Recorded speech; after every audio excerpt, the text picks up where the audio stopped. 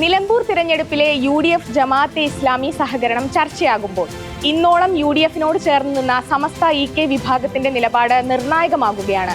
പ്രത്യേകിച്ചും സമസ്തയുടെ 100ാം വാർഷിക ആഘോഷത്തിന്റെ ഭാഗമായി EK വിഭാഗം സംഘടിപ്പിച്ച ചടങ്ങിൽ പുസ്തക പ്രകാശനത്തിന് മുഖ്യമന്ത്രിയെ ക്ഷണിച്ചത് ചർച്ചയായിരിക്കെ എന്താണ് കേരളത്തിലെ സുന്നി പ്രസ്ഥാനങ്ങളുടെ ചരിത്രം?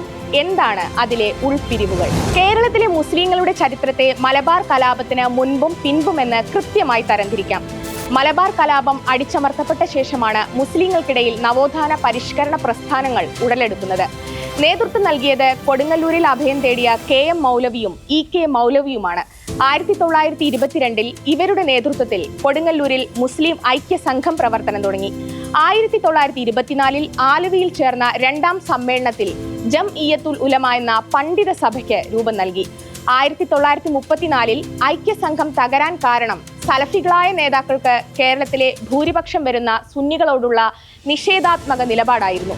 ഈ സലഫി സ്വാധീനത്തിനെതിരെയാണ് 1926 ജംഇയ്യത്തുൽ ഉലമ പിളർന്ന് സമസ്ത കേരള ജംഇയ്യത്തുൽ ഉലമ എന്ന സുന്നി പണ്ഡിത സഭ രൂപം കൊള്ളുന്നത്. അന്ന് സമസ്തയിൽ പൂർണ്ണമായും മേധാവിത്വം കോൺഗ്രസ് ആശയക്കാർക്കായിരുന്നു. അക്കാലത്തെ മുസ്ലിങ്ങൾ മതപരമായും സാമൂഹ്യമായും അംഗീകരിച്ചിരുന്നത് കൊയിലാണ്ടിയിലെയും പാണക്കാട്ടെയും തങ്ങൾമാരെയായിരുന്നു. തങ്ങൾമാരെ ലീഗിലെത്തിച്ചാൽ മുസ്ലിങ്ങൾ പാർട്ടിക്കൊപ്പം നിൽക്കുമെന്ന് കണക്കാക്കി നീക്കം നടത്തിയത് സീതി സാഹിബാണ്. കോഴിക്കോട്ടെ സയ്യിദ് അബ്ദുറഹ്മാൻ ബാഫക്കി തങ്ങളെ ലീഗിലെത്തിച്ചു അദ്ദേഹം. അതുവഴി പാണക്കാട്ടെ പൂക്കോയ തങ്ങളും ലീഗിലെത്തി. അങ്ങനെ മുസ്ലിം സമൂഹം ലീഗിലേക്ക് ചേക്കേറി. സമസ്തയുടെ ചരിത്രത്തിൽ ഏറ്റവും കരുത്തുറ്റ നേതാവായിരുന്നു EK അബൂബക്കർ മുസ്ലിയാർ. സലഫികളോടും ജമാഅത്തെ ഇസ്ലാമിയോടും വിട്ടുവീഴ്ചയ്ക്ക് തയ്യാറാകാത്ത തീവ്ര സുന്നി നിലപാടുകാരനായിരുന്നു അദ്ദേഹം. ഇക്കാലത്ത് സംഘടനയിൽ തർക്കങ്ങളും ഉടലെടുത്തു.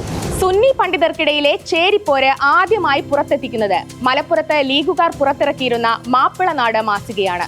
കോഴിക്കോട് അരീക്കാട് ജുമാ മസ്ജിദ് പുനർനിർമ്മാണവുമായി ബന്ധപ്പെട്ട് അവർ പുറത്തു കൊണ്ടുവന്ന അഴിമതി ആരോപണം സമസ്തയെ പിടിച്ചുലച്ചു. UAE പൗരൻ നൽകിയ 5 ലക്ഷം രൂപ സംഭാവന കാന്തപുരം അബൂബക്കർ മുസ്ലിയാർ പള്ളി കമ്മിറ്റിയെ ഏൽപ്പിക്കുകയോ അറിയിക്കുകയോ ചെയ്തില്ല എന്നായിരുന്നു ആരോപണം. ഇതിങ്ങനെ പുകഞ്ഞുകൊണ്ടിരിക്കെ 1986 ഷാബാനു കേസ് വിവാദത്തിൽ ലീഗിനൊപ്പം ചേർന്ന് സുന്നി ഇതര മുസ്ലിം നേതാക്കളോടൊപ്പം EK അബൂബക്കർ മുസ്ലിയാർ വേദി പങ്കിട്ടത് കാന്തപുരം മുസ്ലിയാരും സംഘവും ചോദ്യം ചെയ്തു. ഇതോടെ ലീഗ് വിരുദ്ധ ചേരിയുടെ നേതൃത്വം കാന്തപുരം AP അബൂബക്കർ മുസ്ലിയാർ ഏറ്റെടുത്തു. അങ്ങനെയാണ് സുന്നികൾ EK AP ഗ്രൂപ്പുകളായി മാറുന്നത്. സമസ്തയുടെ നിയന്ത്രണം EK മുസ്ലിയാർക്കും യുവജന സംഘടനകളുടെ നിയന്ത്രണം AP വിഭാഗത്തിനും ആയിരുന്നു. 1988 സുന്നി യുവജന സംഘം എറണാകുളത്ത് സംസ്ഥാന സമ്മേളനം ചേരാൻ തീരുമാനിച്ചു. പക്ഷേ സമസ്ത അനുവാദം നൽകിയില്ല. എതിർപ്പ് അവഗണിച്ച് കാന്തപുരം സമ്മേളനവുമായി മുന്നോട്ടു പോയി. പാണക്കാട് മുഹമ്മദ് അലി ശിഹാബ് തങ്ങൾ ആദ്യമായി സംഘടനയിൽ ഇടപെട്ടു. ഒരു മുസ്ലിമും സമ്മേളനത്തിൽ പങ്കെടുക്കരുതെന്ന് അദ്ദേഹം ആവശ്യപ്പെട്ടു. പക്ഷേ എതിർപ്പുകൾ മറികടന്ന് സമ്മേളനം നടന്നു. കാന്തപുരം അടക്കം 6 നേതാക്കൾ സംഘടനയിൽ നിന്ന് പുറത്താക്കപ്പെട്ടു. അവരെല്ലാം ചേർന്ന് മറ്റൊരു സമസ്തയ്ക്ക് രൂപം നൽകി. അങ്ങനെ 1989 സമസ്ത പിളർപ്പ് പൂർണ്ണമായി.